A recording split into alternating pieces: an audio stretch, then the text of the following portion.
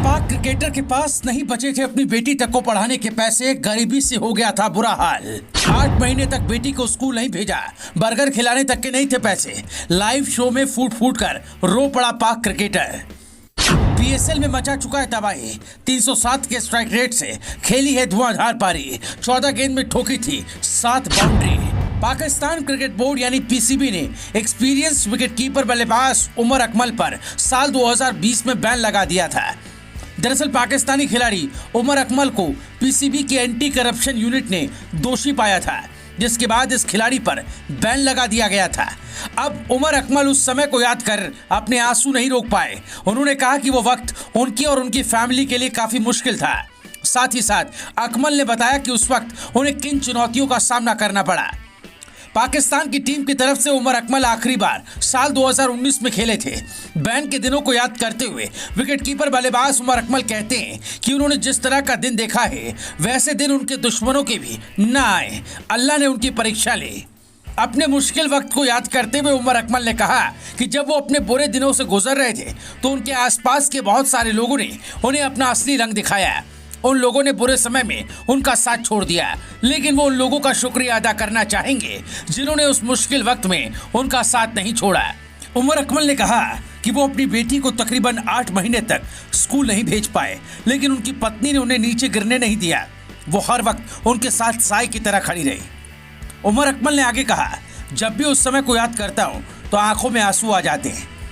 उमर अकमल कहते हैं कि उनकी पत्नी की लाइफ काफ़ी रॉयल रही है, लेकिन जब उनका ख़राब दौर आया तो उनकी पत्नी ने उनसे कहा कि हालात चाहे जो भी हों, लेकिन वो उनके साथ हर वक्त खड़ी रहेंगी। उमर अकमल ने कहा कि वो उसके लिए अपनी पत्नी का हमेशा शुक्रगुजार रहेंगे।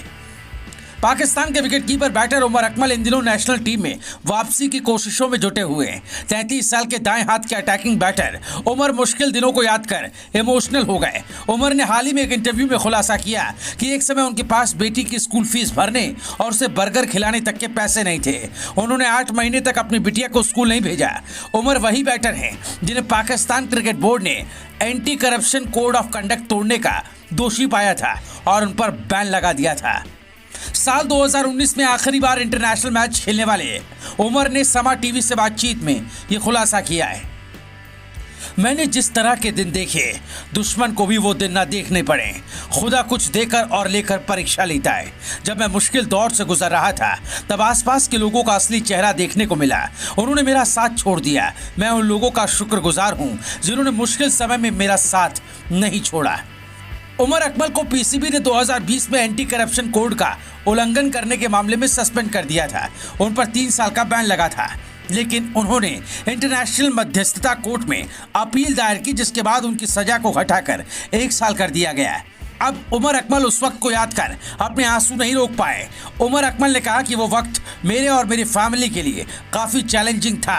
साथ ही उन्होंने बताया कि उस वक्त किस किस मुश्किलों का सामना करना पड़ा था। उमर अकमल की इस दुख भरी कहानी पर आप कितना यकीन करते हैं? क्या आपको लगता है उमर अकमल वो काबिलियत रखते हैं कि उन्हें फिर से टीम में मौका दिया जाना चाहिए? क्या पीसीबी ऐसा करेगा? क्या उमर अकमल का स्ट्रगल कामयाब होगा? क्या उनकी इस कहानी पर तरस खाकर पीसीबी एक्शन लेगा? आप उमर अकमल की ओवरऑल परफॉर्मेंस को कैसा देखते हैं? पीएसएल में उमर अकमल की हालिया परफॉर्मेंस, क्या आपको लगता है कि मेन टीम में उमर अकमल अपनी पोजीशन बनाने के हकदार या दावेदार हैं? आप अपनी राय हमें कमेंट कर बता सकते हैं। Bureau report, Bharat positive.